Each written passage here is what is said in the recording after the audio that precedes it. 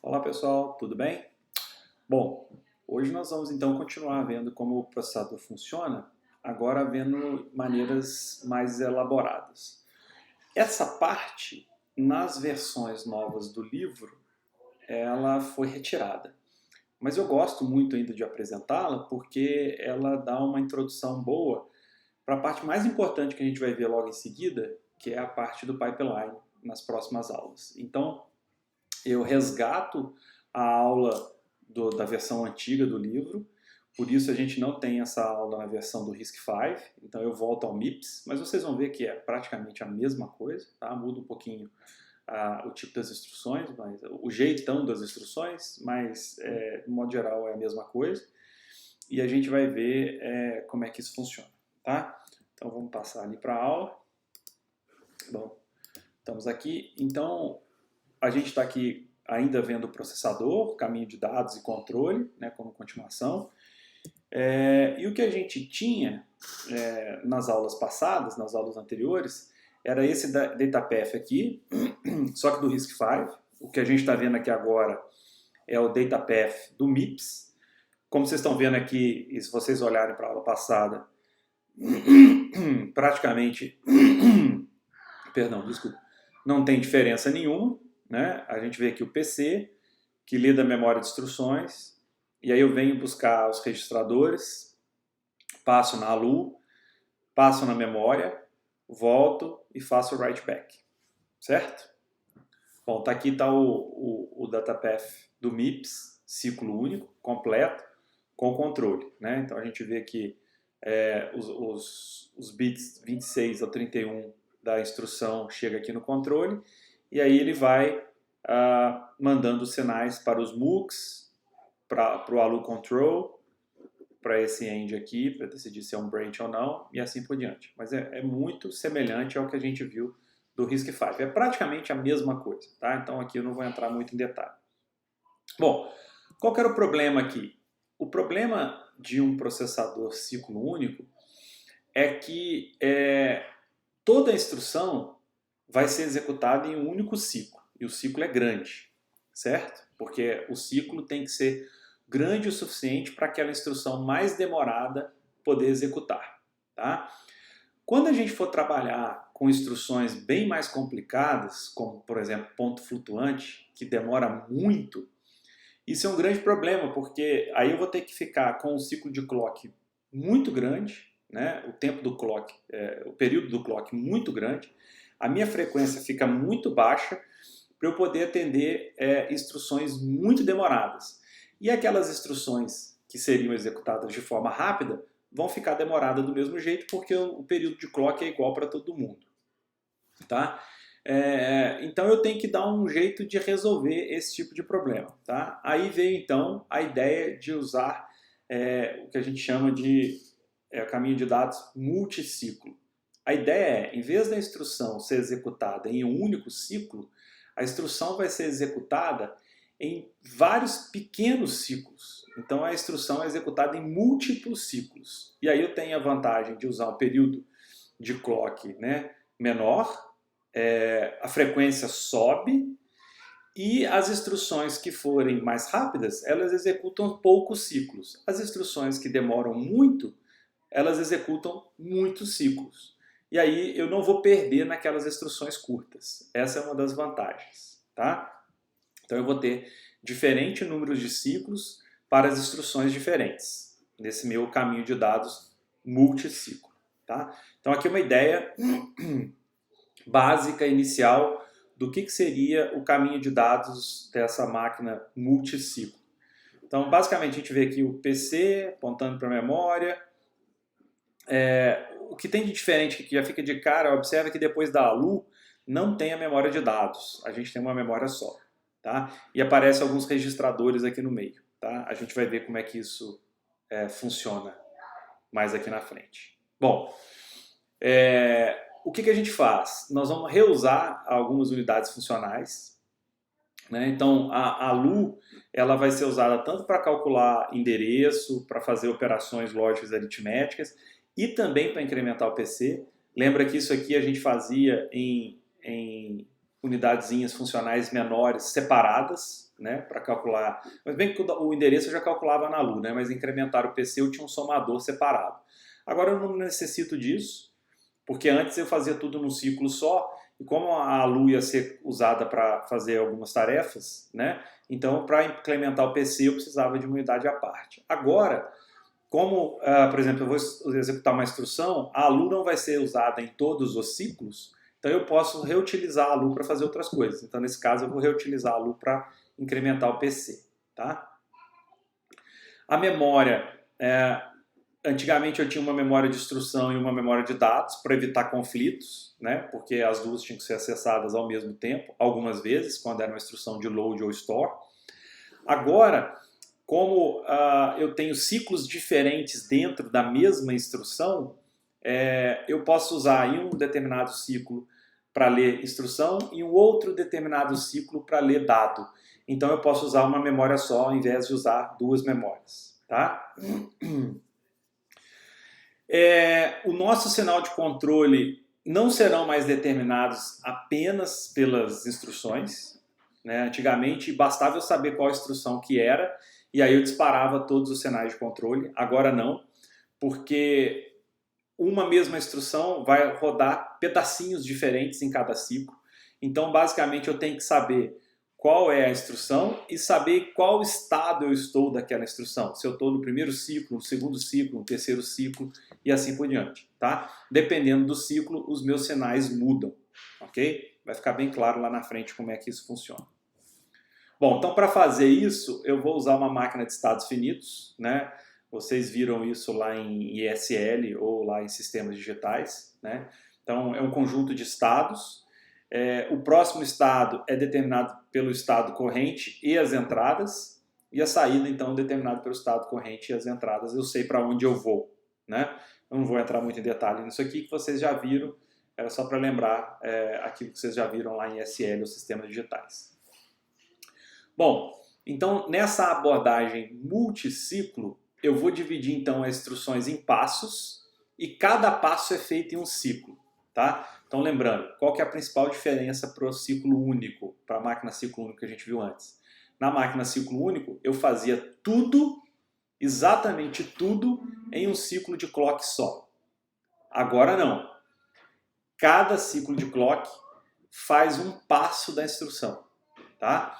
Então eu tenho que balancear entre o trabalho a ser feito e as instruções, restringir em cada ciclo o uso de só uma unidade funcional. Tá? E outra coisa, eu não posso no mesmo ciclo de clock querer usar uma mesma unidade funcional para mais de uma coisa. Tá? E como eu vou fazendo por pequenos ciclos, eu tenho que lembrar que ao final de cada ciclo eu tenho que armazenar os valores em pequenos registradores internos, adicionais, está escrito aqui embaixo, que vai armazenar o dado que vai ser usado no ciclo seguinte. Ok? Isso é importante. Então, por isso aparecem aqueles registradores intermediários. Então, o que a gente tem aqui? Ó?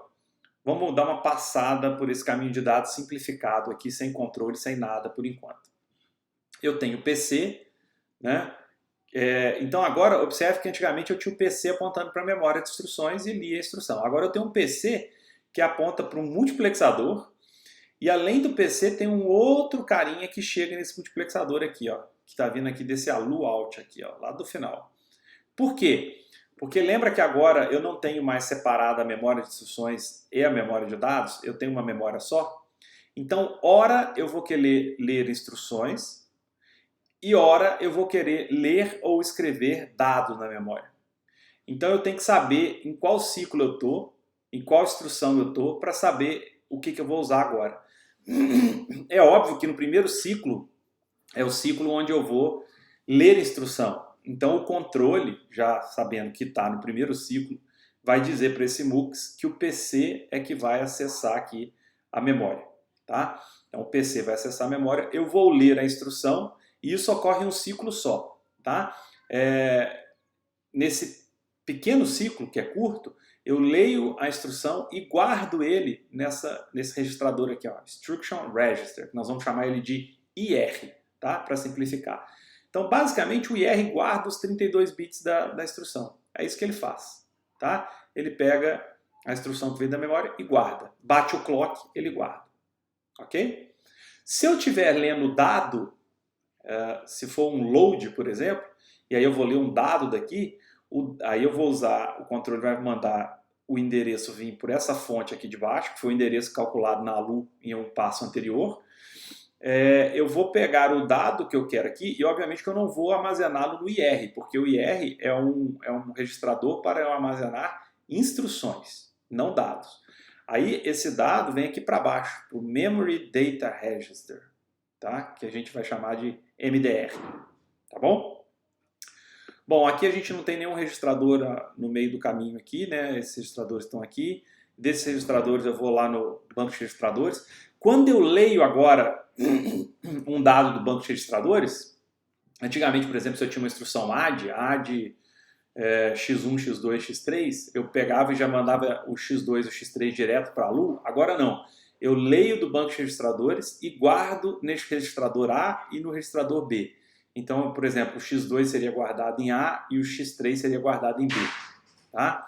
Bom, só depois, em um outro ciclo, é que esses dados que estão guardados nesses registradores intermediários é que vão para a ALU para fazer a operação. E o resultado da operação na ALU é guardado em um outro pequeno registrador que é chamado de ALU-out. Tá? Então esse ALU-out pode ser o dado calculado numa soma, por exemplo, do x2 mais x3, ou pode ser, por exemplo, o resultado do endereço, né? O endereço para onde, de um load, por exemplo, eu guardo em ALU-out. Por isso que, como ele é um endereço, por isso que ele vem aqui e pode ser o cara que acessa a memória, que endereça a memória, tá bom? Bom, aqui então a gente vê como é que é o caminho de dados, mais bem elaborado, né? Aqui era só um simplificado, com alguns sinais de controle, né? A gente ainda não está vendo o controle propriamente dito aqui, só os sinais do controle chegando, né? Aquele controle que eu gosto de brincar, que é um controle wireless, o que não é, na verdade, né? Só uma brincadeira. E eu já chamo a atenção aqui, ó, que nós vamos precisar de uma nova configuração de controle. Por que nós vamos precisar de uma nova configuração de controle? Bom, porque como eu falei para vocês alguns minutinhos atrás, é que agora o controle ele não basta para ele só saber que instrução ele está. Antigamente bastava eu saber que instrução eu estava, eu mandava todos os sinais, né? Agora, como a instrução ela é feita em passos, e em cada passo eu faço uma coisa diferente, então eu preciso saber qual instrução eu estou executando e qual passo dessa instrução eu estou. Porque dependendo do passo, eu mudo os sinais, certo? Por exemplo, eu só vou liberar a escrita no IR quando for o primeiro passo, que é quando eu estou lendo da memória e guardando em IR. Em todos os demais passos, eu posso ler o que for aqui da memória, que eu não vou permitir escrever em IR, certo? Então, isso é extremamente importante daqui para frente, tá bom? Bom, aqui a gente mostra, então, o caminho de dados completo com o controle. Então, o que muda aqui? O que muda é que, antigamente, eu lia a instrução e já mandava os bits que eu precisava, né, do opcode para o controle. Agora não. Agora, no primeiro ciclo de clock, eu apenas leio da memória e guardo a informação aqui no IR. Aí sim, no segundo ciclo de clock, que é o ciclo de decodificação, observe que eu tenho um ciclo de clock só para ler da memória, depois eu vou para um outro ciclo de clock que eu vou decodificar a instrução. Aí sim eu vou pegar 6 bits, né, do 26 ao 31, e vou mandar aqui para o controle. Aí o controle vai receber essa informação. Além disso, conforme a gente vai ver mais lá na frente, ele vai saber que nós estamos no segundo passo da instrução. Aí ele vai mandar os sinais adequadamente. Mas, como vocês vão ver lá na frente, o primeiro passo e o segundo passo eles são iguais para todas as instruções. Então, até aí, eu não preciso saber que instrução é.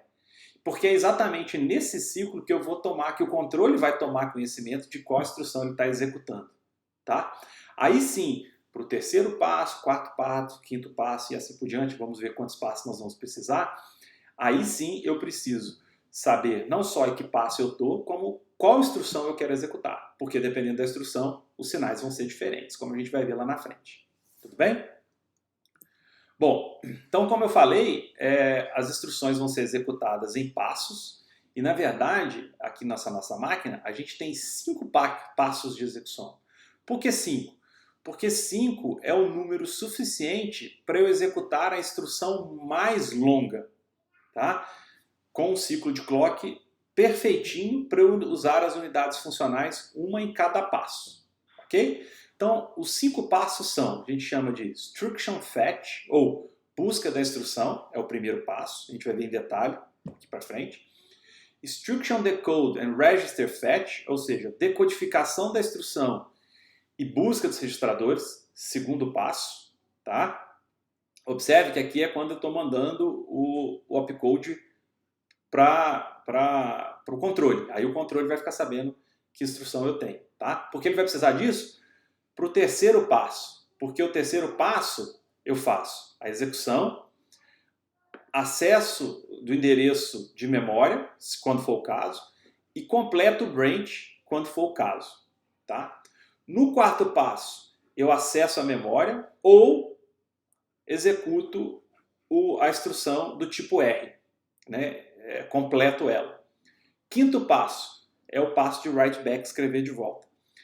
Bom, então, Amar, todas as instruções vão executar em 5 passos?